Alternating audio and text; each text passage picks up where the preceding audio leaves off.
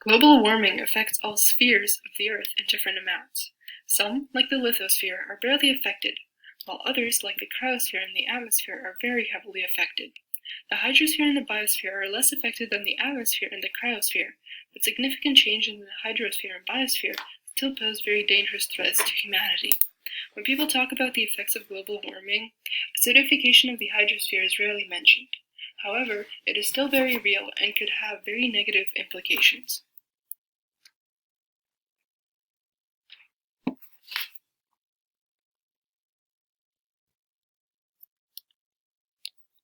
What is ocean acidification? The NOAA, or the National Oceanic and Atmospheric Organization of the United States, explains ocean acidification in these three ideas. Number one, the chemistry of the ocean is dependent on the chemistry of the atmosphere. The ocean absorbs around 30% of the CO2 that is released into the atmosphere. If the levels of CO2 in the atmosphere increase, the level of CO2 in the water also increase. Number two, more CO2 in the ocean makes the ocean more acidic. When a water molecule bonds with a carbon dioxide molecule, it forms carbonic acid, which quickly falls apart into hydrogen ions and bicarbonate ions.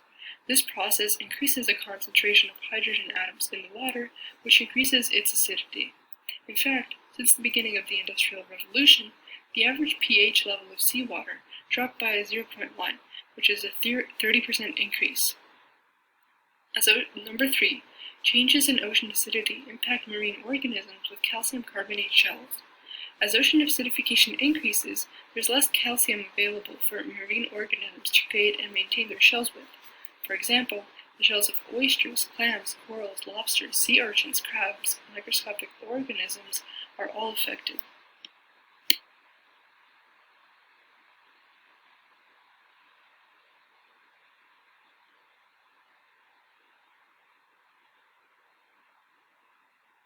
These two models show the before and after of the Industrial Revolution. Before the Industrial Revolution, there still was some natural CO2 that went into the atmosphere, 30% of which went into the hydrosphere. Then, some of the CO2 in the hydrosphere went to the biosphere. Specifically, it went to the plants that went through photosynthesis.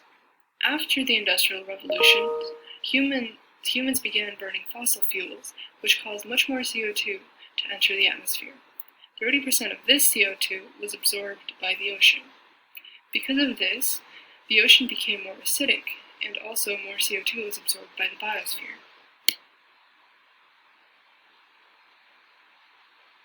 If you start watching this video at 10 minutes 9 seconds, you can see the effect that acidic water can have on pteropod shells. The projected amount of carbon dioxide in the hydrosphere for 2100 will dissolve all pteropod shells after 45 days. This means, since pteropods are a major food source for juvenile salmon, mackerel, pollock, and herring, all these species can be endangered. Since pteropods are at the base of the food chain, if they disappear, all of the other species that depend on it as a major source of food will also take a hit. Projections for the future.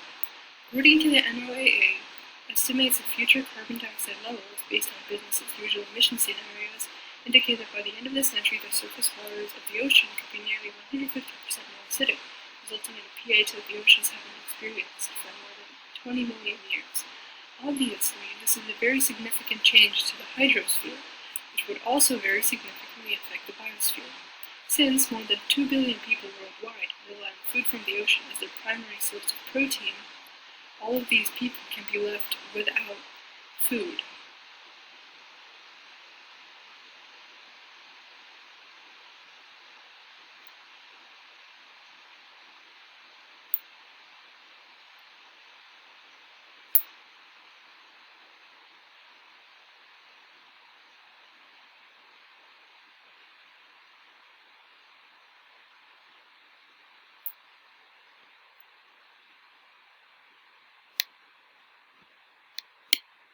Here are the possible solutions for acidification of the hydrosphere.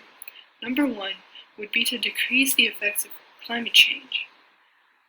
You can do this on a personal level by reducing, reusing, and recycling, as well as voting for policy changes. Number two is growing sea plants. A study from Oregon State University looked into how baby oysters would survive off the west coast of North America. The team planted baby oysters around Netard's Bay to see which ones could thrive.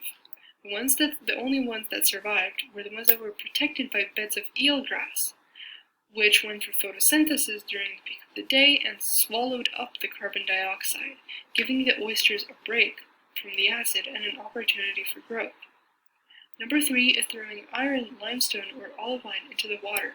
These materials chemically absorb CO2.